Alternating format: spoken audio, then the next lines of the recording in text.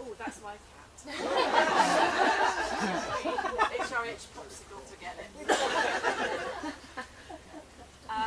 Just a little bit about the cat-friendly practice, to sort of back up what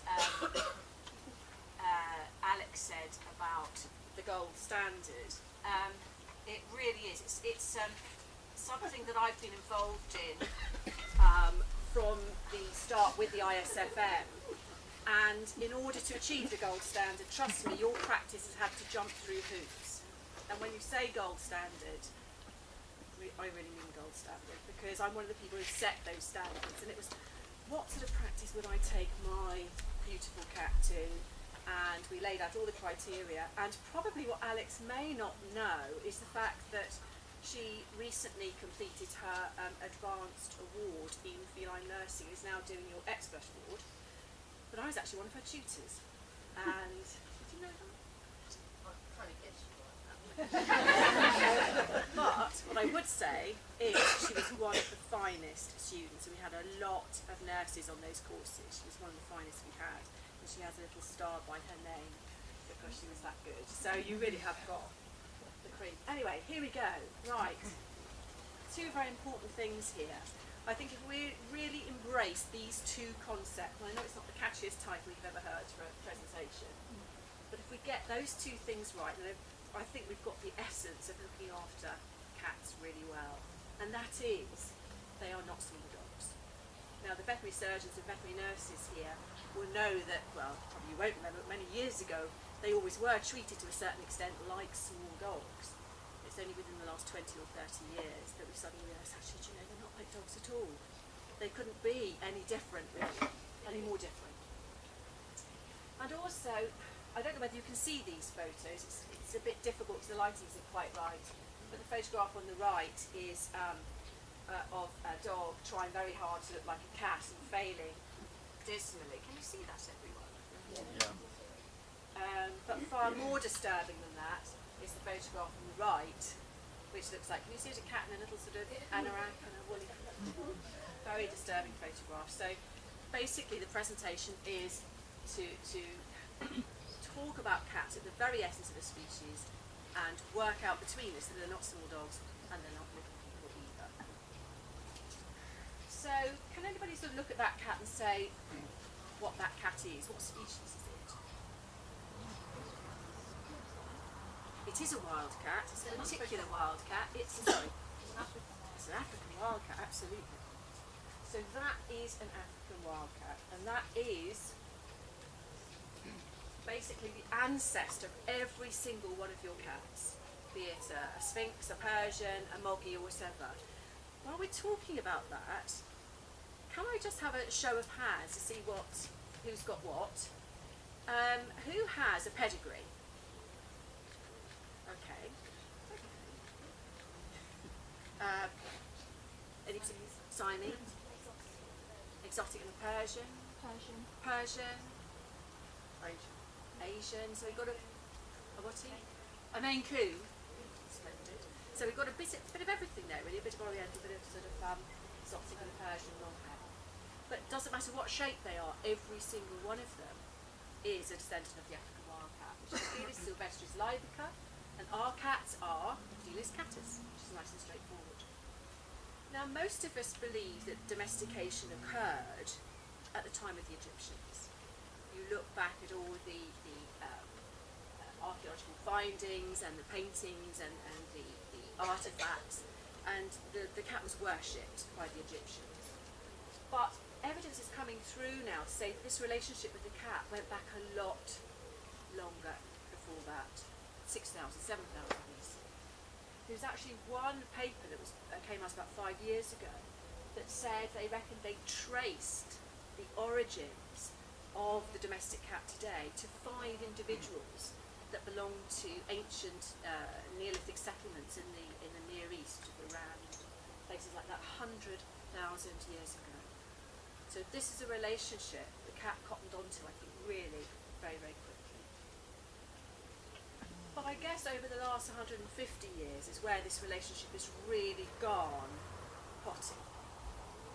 We We've started to breed selectively. You know, the pedigrees came up. The first cat show, I think, was 1847, whatever. We started to selectively breed them. I don't know whether any of you have seen books from about 60, 70 years ago, and you'll see that a Siamese, for example, just looks like a moggy with a colour-pointed face and what have you. And the Persian just looks like a normal shaped cat. There's no sort of flattening of the face or whatever. But gradually, slowly but surely, cats have changed shape, and we've tried to make them, bigger, smaller, or whatever. Lots of hair, no hair. But certainly there have been enormous advances in veterinary medicine and veterinary nutrition. So it's perfectly normal now for a cat to be 16, 17, 18. Who's had a cat that lived till 20? It's not 21. 21, so it's not uncommon now. What about 16, 17, 18? You see, it's amazing. Virtually everybody says, 16 I know, 17 I know. So you can see, and this really is down to the quality of care that they're getting. Now cats now, I'm sorry, by the laughter. Cats now come in all different shapes and sizes. We haven't affected them that much. Now on the right, you'll recognise that because that's the Maine Coon. That one, beautiful cat. I mean, that's an extraordinarily large cat. You're all familiar with the breed, the Maine Coon. It's a whacking great thing. This is Mangus, Princess Mangus, obviously a member of the royal family, obviously. She's the Devon Rex. Are you familiar with the Rex breed? She has a very sort of crinkly coat. It's actually a mutation of the coat that means it comes out a bit like, she looks like a ginger sheep. I wouldn't have said I'd have gone out and bought her, but she came to me as an ex-patient of mine at 6 years old, and I went to her owner's house to treat her for a leather-eating problem. Have any of you experienced obsessive wool eating or rubber? It's out there. Oh, we've got a... Rubber, see? She was leather. Expensive leather. So I realised when I went to see her, she had a terrible skin problem at the time. She was hiding under a bed. The owner probably hadn't touched her for years, and lots of other cats around bullying her. And I realised it would be very difficult to get a home for a cat that had really bad skin and expensive leather. So I actually, at the time I was cat-less, which was very unusual for me, but I said, well look, I'll take her home, I'll give her a bit of rehab, I'll sort her skin out, and when she looks pretty, I'll push her up for rehoming. She's 14 now. She has her own shower at the vet's because she has to go for medicated baths because of her skin condition, which is pretty ongoing. But she has her own shower cubicle. She sits there under the shower. Now, a very cruel person from the Cat's Protection, lovely chap, but cruel nonetheless, looked at the picture of her, and I could hear him doing one of those, very sort of stage whispers from the back of an audience once, saying, "That cat looks like Adrian Childs." Sorry. I don't get it. I don't see that at all. Now these two cats, Billy and Jimmy, belong to my practice manager, Claire. But there's the Siamese. They're just sort of the elongated face of the Siamese. Beautiful cats. Very much in love with each other, which is rather nice. And there's the Persian. There's the extreme Persian, where nature's been fiddled with somewhat, and we end up with a nose pretty much in between their arms. But there are variations of the Persian. They're all quite so extreme. But basically, and we can all see he's a full Tom, can't we?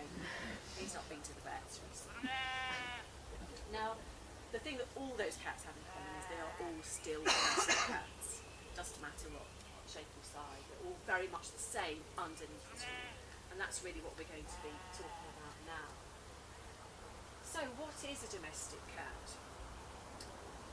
I want you all now to, and I'm going to have to do this with Mangus as well, put aside Princess Popsicle and all the other cats that we have, and the ones we have a relationship with, who sort of start to become slightly human, and just step back and say, right, I'm now going to devote the next few minutes to finding out actually what they are deep down inside. but they are predators. Now, there's not a great deal we can do about that apart from forcibly stopping them from hunting if they want to, because it is a natural biological drive. Does anybody have problems with mice being brought in, half-eaten calves? Rabbits. Rabbits, yes. Yeah.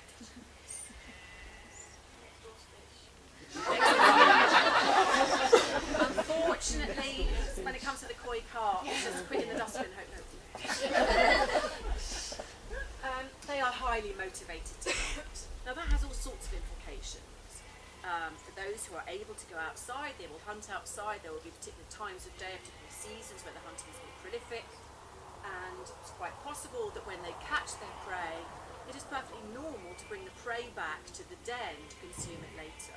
Now, of course, we all have very well-fed pet cats, so what happens is they still hunt and catch it and say, oh, wow, that's great fun, I really needed to do that, but I'm not sure I actually need to eat it, so I may not even kill it. But I will take it back indoors, and I'll take it back indoors, and then I'll just let it go, and then you find it under your bed, possibly. But that motivation to hunt is there, and it's completely separate from their appetite. So you can sort of force feed your cat and say, right, that will stop you hunting. The only way you're going to do that is to make it incredibly fat, and that would be a very nice thing to do. So it's something that's going to happen, I'm afraid, and you're very lucky if you have a cat who says, I choose not to hunt. But actually, in some parts of the world, the cat is also a prey species, and I think sometimes we forget that. They're prey to primates, they're prey to certain canines, they're prey to eagles and snakes in some parts of the world. So the other thing about cats, and this is something that Alex, everyone that works at the Towcester Veterinary Clinic will know all about, that you have an animal that comes into your veterinary practice, and quite often it's a sick animal, or it may be just coming in for routine, but it may well be sick, that thinks it is going to die. And the veterinary staff are going to be the ones that are going to kill it. They're always going to be on their back foot. So it's down to the staff to make the experience as easy as possible, right from when you put the cat into the basket, bring it into the practice, etc., etc. But all the time, even though your cat looks absolutely po-faced, you never know what's going on. Underneath, it's a bit like a swan, going like crazy underneath, risk assessing all the time. What's going on? Where's the threat coming from? Where's the danger? But I'm not going to show it in my face because I don't want to look vulnerable. So they're not only predator, but they're prey. So they're hunting, they're looking to kill things, but also waiting to be killed themselves. So it's an awful lot of stuff going on there. The other thing, how that's going to be. They also hunt alone. They don't bring massive animals down in packs. They don't have one jumping on the back and bring it down, sharing their feed. They hunt alone and they eat alone. Naturally, they want to eat alone. Now, how many of you have a multi-cat house? How many of you feed your cats in close proximity to each other? It's pretty standard stuff. It's what we do, isn't it? But it's one of those things I think we need to really reevaluate. Say, okay, that's probably born of years of practice and they're just about coping with it, but how comfortable are they with doing it? And also, they are solitary predators. They're a relatively solitary species. But I think sort of a few years ago we swayed too far into the they live alone, that's it. They don't want to, they're completely solitary. I think we're swinging back a bit now and saying, well, they are a solitary species. They cope perfectly well on their own. But some of them actually do very well with company. Some of them enjoy a social relationship, providing the environment is right. And they work in a very sort of cooperative way. So it's getting that balance right. They are also a very territorial species, which basically means they have an area within which is everything they need to survive. And they will defend that.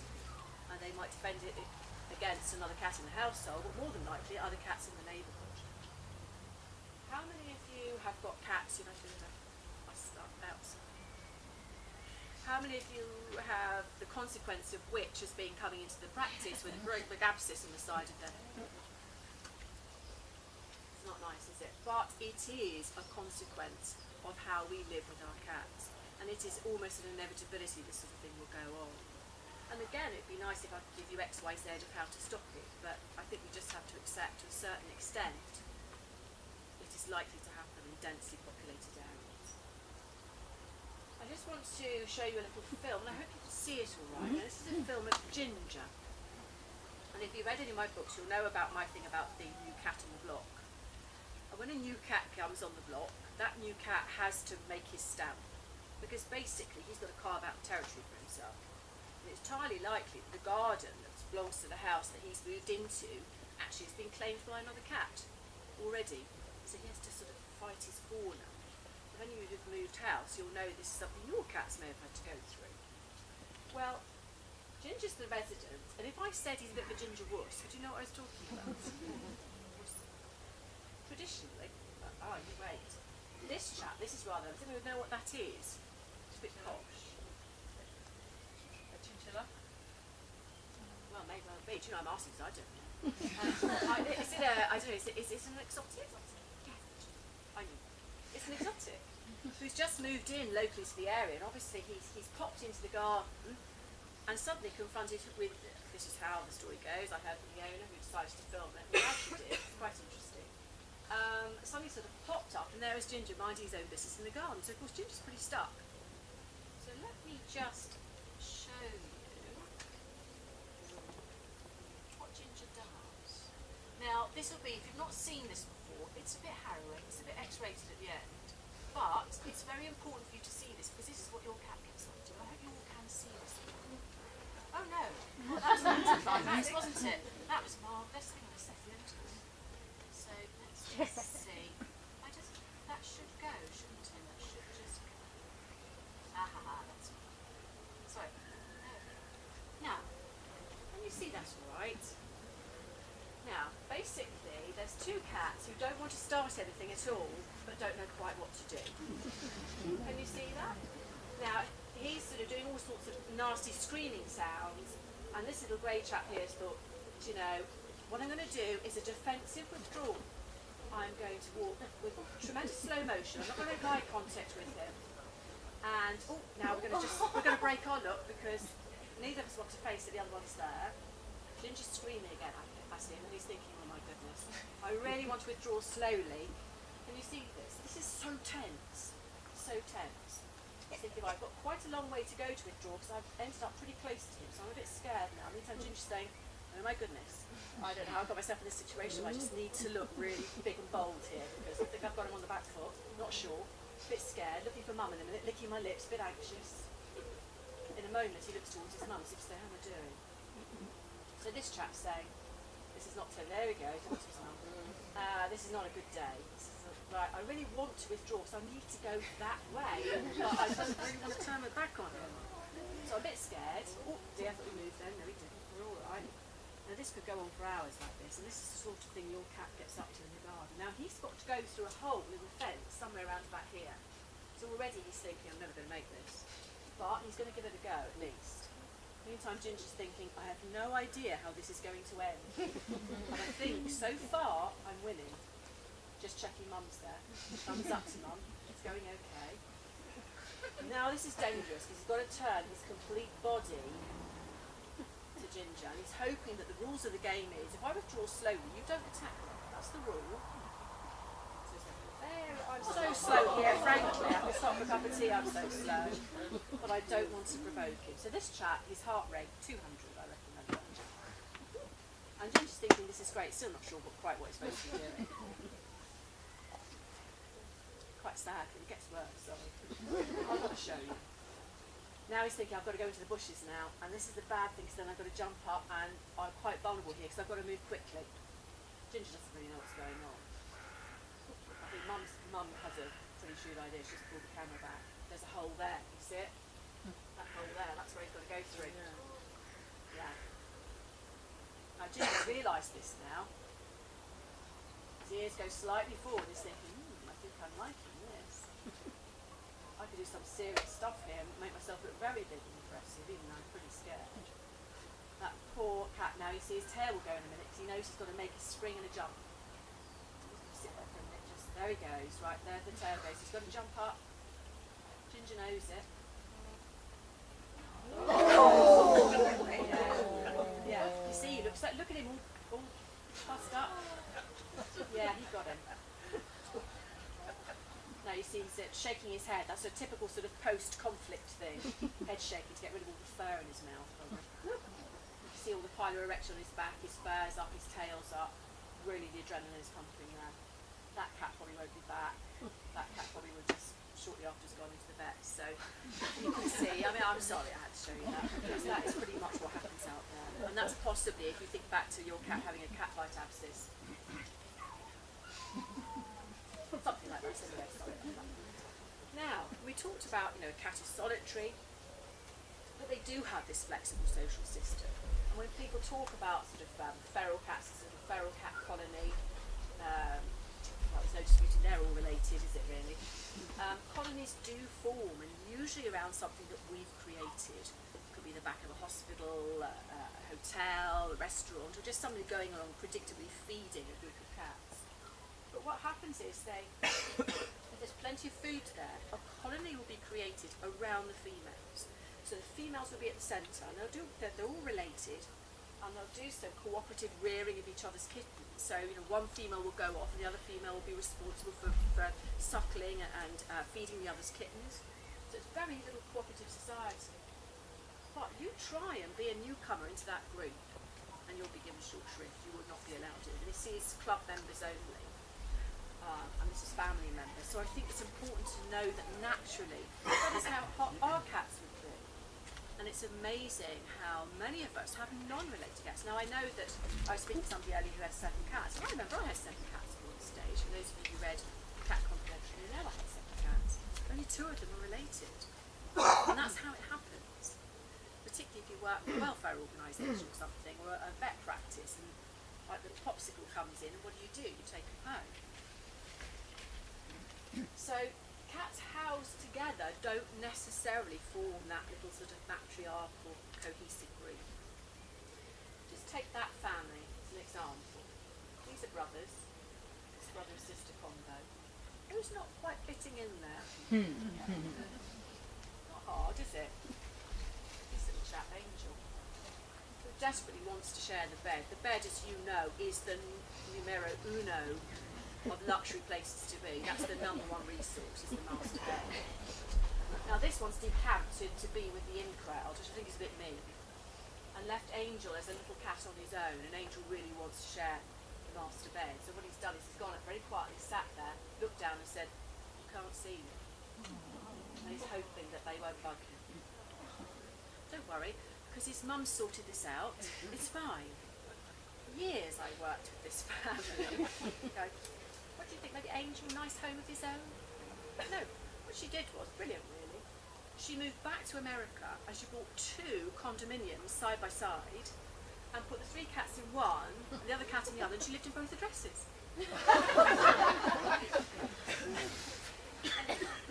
So what happens is, if you've got a group of cats, as they mature, they form factions or pairs or little sort of victims. There's almost always a cat that's got that big sort of V on his forehead that just walks in a room, and the other cats, you know what I'm saying?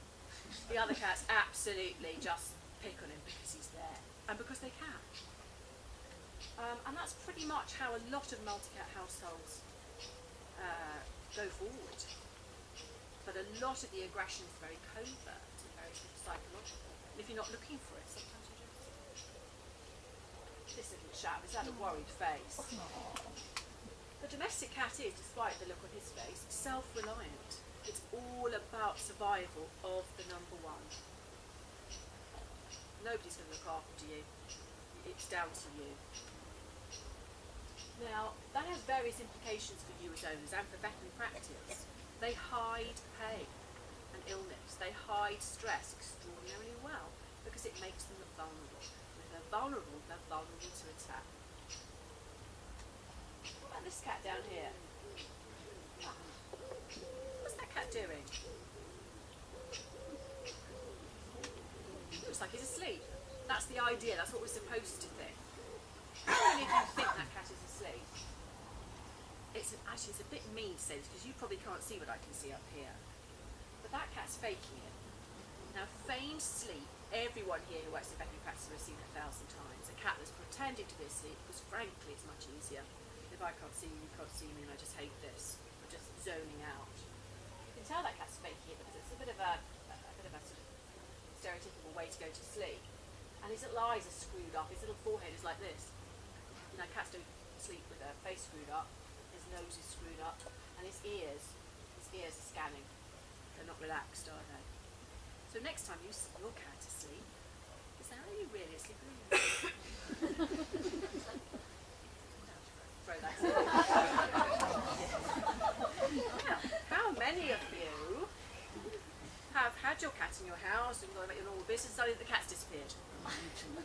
And all the windows are shut, the doors are shut, but the cat has literally done some sort of disappearing act. And you say to your other half, that's it, I don't know how he got out, I've looked everywhere, can't find him. And the other half says, what are you talking about? Obviously this I'm speaking from experience here, as you can tell. Walks around the house and there is the cat sitting there going, it's come out from the secret hiding place. And it's usually this sort of thing, underneath the cupboard, down the back. If they can get their skull squeezed through a gap, they have an ability, because of the way they're constructed basically, to spatchcock themselves, for the cooks here, to flatten themselves out and go into a space that's just big enough for their skull. They may look a bit weird while they're doing it, but they can do it. It's a pretty good survival strategy to actually do that. So that's actually not what I'm talking about here. I'm talking about them having very acute senses. Now, when I say highly aware, you're talking about a cat who thinks everybody's going to kill him. He's a survival strategist. It's all about every man for himself here. It's down to me if I live or die. So they have to be able to read their environment, and they read their environment primarily through their nose. If we go in, and the majority of what we get from the surroundings is what we see if we have our sight. But with cats, it's all about the smell first, and the rest of the senses sort of knock in afterwards. So can you imagine the challenge of veterinary practice to try and make sure that when a cat comes into veterinary practice, they don't get all these terrible alarm smells that mean danger? And bear in mind, these are smells, these are vibrations, these are sounds that you and I can't even hear. And that's weird. In my job, that makes it very challenging. I remember going to see a family once who'd moved into a house, a semi-detached house in London, and their Burmese had started behaving very, very strangely, spraying urine all around the living room. Everybody's had this problem, it's not easy to live with, and leaping against the wall and staring into the middle distance and screaming. And they were convinced that the house was possessed. And so they said, well, before we call in an exorcist, would you, as a cat behaviour counsellor, come in and just confirm that this is actually an evil spirit that we're dealing with? Well, I was flummoxed. I mean, it was ridiculous behaviour, but I thought, now that cat is hearing something that we're not hearing. He was going pretty potty. He was focusing in the top corner of the living room. But with a bit of detective work and banging on people's doors, which I wouldn't necessarily recommend, it's transpired that on the house adjoining, on the first floor, the people hoarded caged creatures, and they had about a flight of about 100 budgies. Now you couldn't hear them, you had no way of knowing they were there, it was all sealed up, all the windows were shut, but that Burmese knew they were there, and they were driving him nuts, because he could hear them but he couldn't get to them. Urine spraying through frustration, leaking through. So you see, there's a classic example, so easily misinterpreted because we can't hear what they hear. You don't want to be in that situation. They're also very emotional, and by that I mean they need to have an emotional response in order to learn what is good and what is not so good and what is dangerous. And again, I don't know whether owners here know this, but certainly the veterinary professionals will know this. A cat's emotional state can change very, very quickly. 1 minute you think, oh, it's lovely, well. So you have to be aware of reading those tiny, those cues are there. They're very tiny, they're very subtle, they are there. So I would say never be complacent about this, never presume, yeah, this is going well, this cat's loving this. Not necessarily. The other challenge for vet practice, it makes you wonder why everybody goes into veterinary medicine with cats, really, doesn't it? One bad experience at the vets potentially clouds everything that happens thereafter. So everything that these guys have to do, not only on the clinical side, is also to make sure your cat doesn't have a bad day. So, I think that's a Churchillian quote, isn't it? And I think he's referring to the Russians when he said that in World War II, but I think that applies to cats. And he was a big cat man, actually, Churchill. There's always a ginger cat in Chartler. I think cats are a riddle wrapped in a mystery inside an enigma. The more I know about cats, the more I realise, my goodness, we don't know the half of this. And we're still, actually, certainly the ISFM and the Feline Advisory Bureau, the ISFM are the Society of actually initiating cat-friendly clinic, are actually now funding research on how to tell when a cat is frightened. So we don't even have the data for that. We don't even have the good research for that. How fearful is this cat? I think that's straightforward. But we're learning all the time. And the other thing I would say, and certainly having written, I think, 6 books now, if I go to sort of book fairs or evenings like this, and I always try to sort of generalise when I write my books, because the cats don't read the textbooks, and there's always somebody who says, my cat wouldn't do that. Cats are individuals, every single one. And every day, I mean, I went to see a client the other day, and she said to me, is it normal for my cat to eat cherries? Probably not. But it may be normal for that cat. So I think we have to remember that it's very difficult to generalise. They have to be viewed as individuals, but there are a few patterns of things that are common to most. So what I'm going to do is I'm going to give you 10 things to take away from this evening. 10 things I think are really important for you to know. I wish Mangus would wear that. I think it would suit her. I love that. There's a very serious point behind that, actually, saying that cats are masters of disguise. There's sort of a bit of a twofold thing there as well. And by that, predominantly, I mean that they hide their pain. They hide their fear in order not to be vulnerable. So that puts an enormous responsibility on us to actually spot it. And the way you spot illness and pain is changes in patterns of behaviour. And they'll be subtle. And also, I would say, owner intuition. So if you ever have an occasion to go into the vets and say, I can't put my finger on it, but he's not right, then you know that this team will listen to you, because that means that there is something. Not quite sure what it is, but you're that tuned into your animal, you see that it will be something. So that's a really big message for you. And the other thing about disguise is, it only dawned on me, I was driving up here and I thought, I can't remember whether I mentioned it later on, but I'll chuck it in here now just in case I don't. Every cat thinks it's a tabby. So basically, if a cat goes behind a chair leg or a blade of grass, he thinks he's pretty much invisible.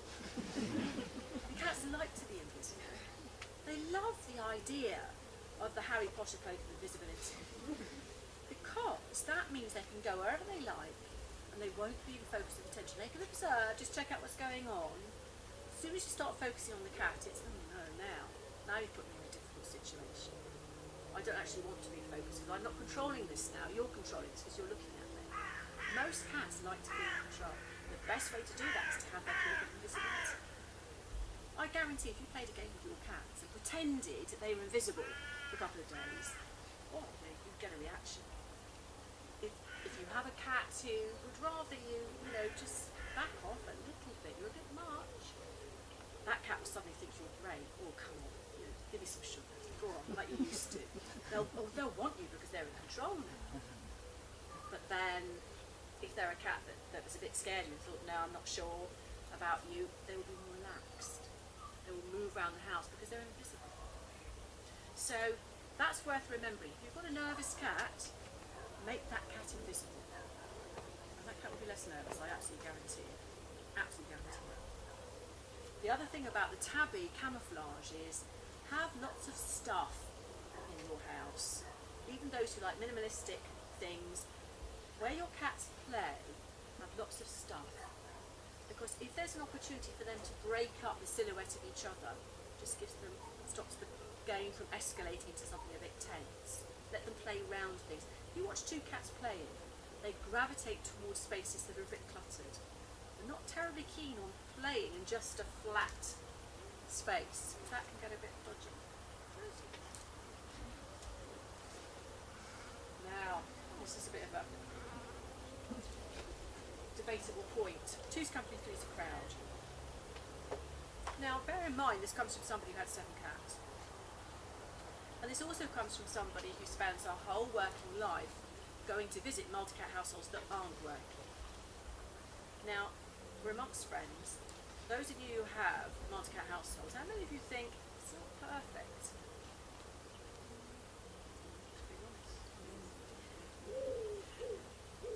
Perfect. Which is predominantly okay. All I would say is don't add to it. Don't be sucked into that extra one, because sometimes if it's just on the brink of something, it can get worse. I would say if you're going to start off from scratch and want a multi-cat household, have 2 cats. 2 related cats, and I think you're going to limit the chance of it going wrong. Cats are most active at dawn and dusk. They are crepuscular hunters, and they hunt at night, and their eyes very much, you've seen their eyes, they're massive, great big pupils, so the maximum amount of light in, that reflective surface at the back of their eye to make the most of moonlight. They can't see in pitch black, but they can make use of very, very small amounts of light. And their eyes are like that because they are geared towards hunting during this time of day. Now, that's probably why colour doesn't mean very much to cats. They don't see the full range of colour that we do. But when you think about most of their prey is beige anyway, and they hunt at the sort of beige time of day, the grey time of day. Now, what's the other implication for us about that, them being quite active at night? Now, whoever has personal experience of that will know exactly what I'm talking about. I'm thinking bedtime. I'm thinking about cat bouncing on head. Yeah? Does anybody have a sort of active, can you play with me at 3 o'clock in the morning sort of cat? Very difficult to stop once it starts. Very difficult to say now shut the bedroom door, because that's how you lose the bottom half of your bedroom door. If you have a cat by there, here's a tip, who does handles, but at Simon, he's very good at that. Jumps up, flips a handle. Anybody have one of those? Turn it upside down, spot on. It's exactly what we recommend. There's no cat that can jump up and then go, whoops. Yeah, absolutely right, there we are. Now, cats like to eat, don't encourage that. Cats like to eat and drink in separate locations. Now, how many of you put water and food together in the same place? And it's not a crime, most of us do. You can even buy water and food bowls that are in one sort of combo stuck together. It's the way we've always done it. But then suddenly the behaviourists thought, actually that's not so brilliant, because that's not what cats would do naturally. And why is it that the cat's always drinking out of a bedside glass? And why is it cats always drinking out of the tap, or out of muddy puddles, or out the toilet? It's because they want to find water away from their food. So, you want to give your cat lots of pleasure, and again the veterinary team here will tell you cystitis is a very, very common problem. And one of the most effective treatments for it is to increase fluid intake. Get your cat a humongous dog bowl and fill it to the brim with water so that the whiskers don't bang the side and they can see the top of the water. Stick it somewhere well away from food and toilets and full-length windows and what have you, and perhaps guarantee your cat will drink. Pet drinking fountains, also very popular for those cats who like this sort of setup. Cats like to play, no matter what age, not necessarily, gosh, what's that called? How many of you have an older cat and you stop playing with your cat? It's very easy to do, because if not pushed to it, sometimes you have to tempt an older cat to play, but such good exercise. We now know that cats can get Alzheimer's. They get very similar cognitive changes to old people. And we know about Alzheimer's. We know if you don't use it, you lose it. And the same applies to cats. It's not so good once they've got it, but it's a good way of just holding it at bay for a while. So a few minutes a day, won't be a very elaborate game with an old cat, it'll be like this, maybe probably lying down, maybe just watching. Anything is better than just sitting staring into the middle distance. So try and get your cats to play. Don't stop playing with them once they stop being a kid. Now, staring is rude. I have no idea what that cat is saying, so don't ask me. And that is slightly photoshopped. But it is to imply how sinister interaction between two cats can be. But if a cat does a full stare at another cat, it's basically saying, you bring it on if you think you're hard enough, but you won't be. And so let's not bother. It's quite antagonistic. So if we go up to a cat, because we like to make eye contact, we're a social species. If a cat comes in, do you know if a cat came in, stayed right now, and came along here, we'd all go, ah, and the poor thing, and we rush straight out again. It's that direct eye contact. That would be like a lot of very antagonistic people. So if you want to make friends with your cat, Alex mentioned this earlier, probably when she's treating cats, she's either looking down or looking past them or slow blinking at them, generally quite mad. But the cat will take it in the nicest way possible. And that's much nicer than staring, even though you want to get as much information from your patient as you can. You can't go around staring at it. That's what you want to do. A slow blink. That means all is okay with the world, this is a good social encounter, nobody wants to hurt anybody else, that's fine, nice slow blink. Don't do that. Never go to a zoo and do that. Does anybody know the story? Just very briefly, this lady reared this lion as a cub, and then it went into a zoo and she didn't see it at all after she reared it, and several years later she came along and he recognised her, and she went up and he threw his paws round her and ate her. No, he didn't.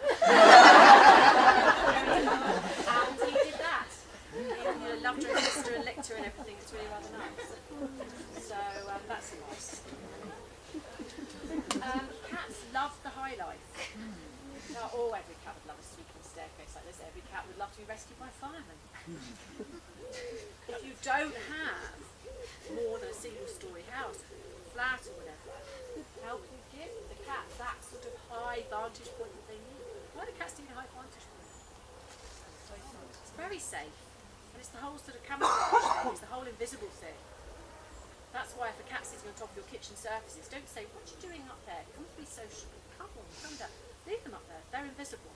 They're watching, and they're there for a reason. They're very comforted being up there. So if you've got anybody who lives in a flat or a single-storey property or a bungalow or whatever, make sure there is somewhere high for your cat in that place that he can go to. There are some very fun, cheap shelves from IKEA that are actually now called cat sheds. People are using them as little cat perches. That are sort of free-floating shelves that you can put a little sort of non-stick, sort of non-slippery surface on. And your cat can basically walk up and walk. Fantastic. Lots of these, these tall, ghastly sort of carpet and sizing jobs. These scratching posts. Do we all have one? They are quite vile, but you can get some fabulous, very slim ones that you can just secure to a wall. They don't have to dominate your room. So, but such a good idea. So I would recommend anyone who hasn't got a high place that they introduce one, and the cat will love it, I guarantee. Now, how many of you do that? I do. I'm convincing myself my cat loves it. The trouble with that is, it's okay if it works for both of you. Quite often that works more for you than it does for your cat. So going back to what I said about, if you ignore a cat, give a cat a close bit of visibility, suddenly you become irresistible. I would say the same applies here. If you've got a reluctant pick up and hug and squeeze cat, try playing a little bit hard to get, and that cat will suddenly find you far more interesting. The less approaches you make to your cat, the more approaches the cat will make to you. That's science. So if you really want more out of your cat, then back off. It's extraordinary. They love to be in control of social situations. Now, is everybody familiar with Simon's cat? Oh my goodness. Many happy hours on Simon's website and on YouTube with those videos. They just crack me up. But I think Simon's cat really illustrates a very important point. The Simon's cat does mean feed me, but not every meow trouble is so many people believe it does. Well, he meowed, so I fed him, and that wasn't good enough, or whatever. And unfortunately, that's how a lot of cats get to be fat, because we misinterpret their desires, and they think, you know, well, actually, I meowed because I was saying, that ginger cat's outside again, would you please go and do something about it, because I'm a bloat if I will. And then you post food in my mouth, and I'm thinking, well, okay, that sort of de-stresses me a little bit, so maybe when I meow next time, I'll meow for food, because I'm not really hungry, but there's something to do. So, you know, you inadvertently teach your cat then to meow for food, or you misinterpret the fact that it's meowing for food. So that's very important to remember. Next time your cat meows, maybe think about what is it actually you want to say. So those are the 10 things. Thank you very much. Now, what is it for time? We've got question and answer Yeah. session. Has anyone got any questions they'd like to ask Vicky? Yeah, I've got a 4-month-old kitten, Yes. and most mornings after my husband's gone to work, he just grabs hold of my arm and starts scratching me. Lacerates you. Yeah, Husband. absolutely. Right. Moggy? Yes. Right. And where did you get him, her, him? I got him from a pet shop. Right. And when you went to the pet shop, what did you say to the pet shop? Where does this little kitten come from? Yes, I did.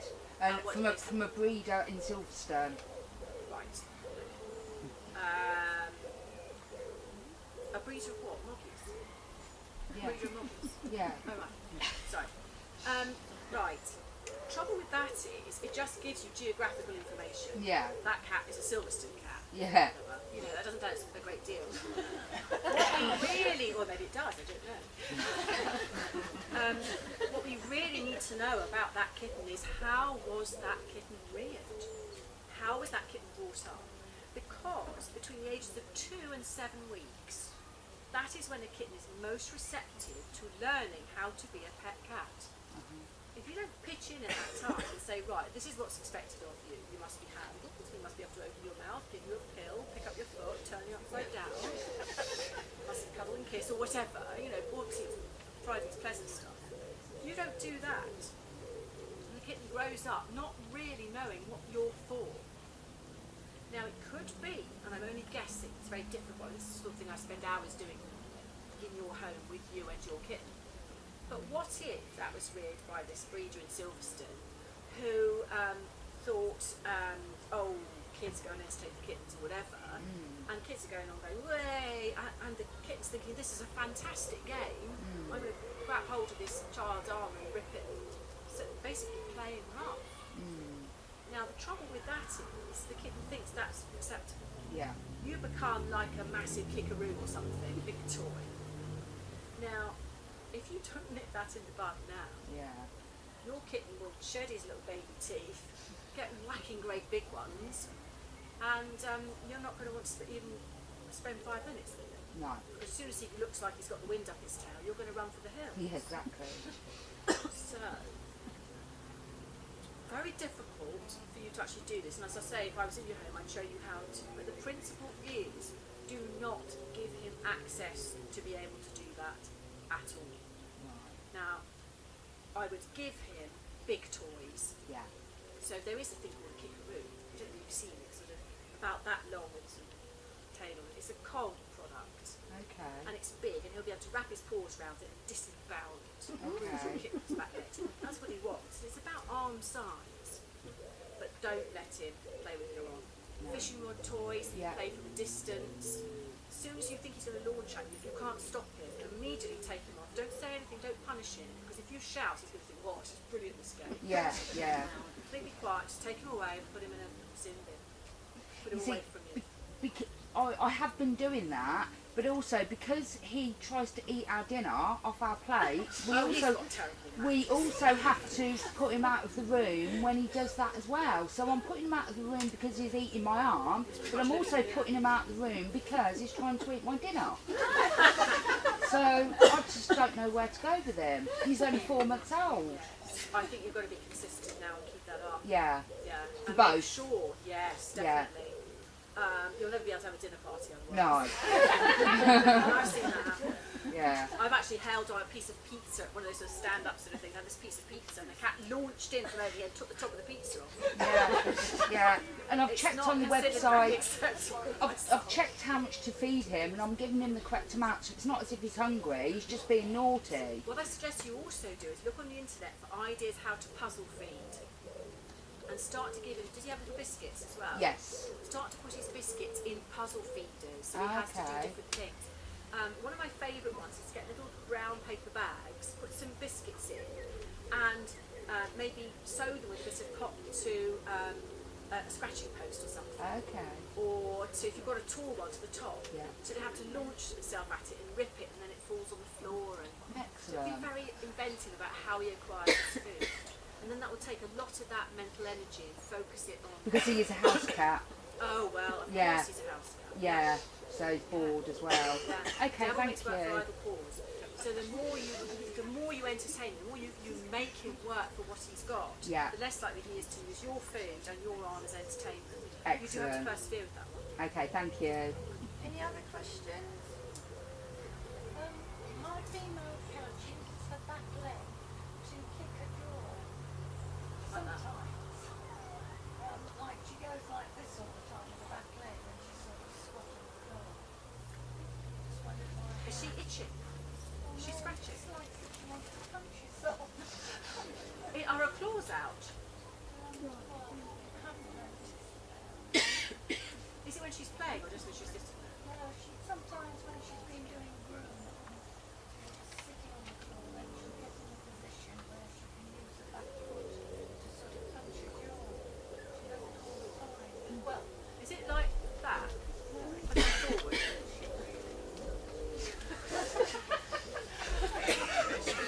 Do you know, it's one of those things that I need to always see, because I can't imagine what you're talking about.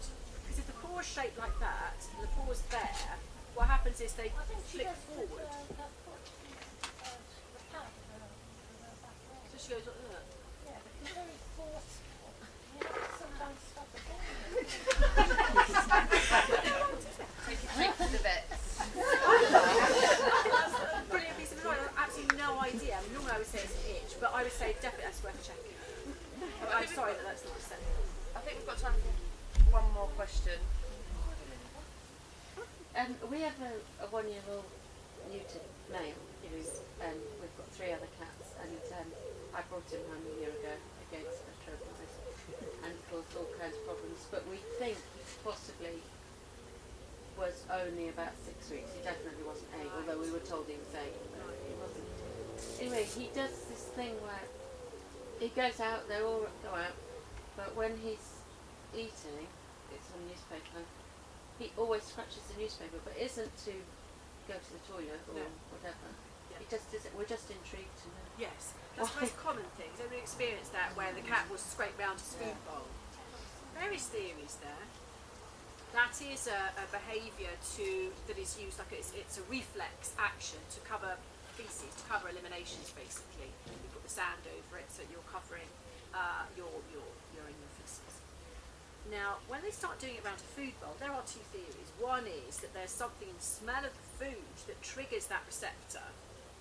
Basically, biggest compliment they've ever made about the food, and covering it up in that way. It's like the reflex to cover the food. The other theory is because it's usually when they've eaten and they don't want any more, and there's food left, that they're caching it. They're actually trying to cover it and go back to it later, which is sort of the thing they do if they can't quite manage a rabbit. Now, for a domestic cat to cache food is quite unusual because most of their meals are sort of rodent size, bite size. But I would imagine that's what he's doing. So I'll come back to that later. I don't want you to get it's particularly common in multi-cat households, so there could be a correlation there. But it's not been particularly well studied. But I would say it's nothing to worry about. It is We're just normal in intrigued. that context. But it's either this smells like or it's I'll cache that for later. Okay, we haven't got time for any more questions, I'm afraid. We're going to be doing a raffle shortly to win some dreamies for your cats. Hence the numbers on the back of the seats. In case you're wondering what they're for. But first of all, if you could join me in thanking Vickie Halls for her amazing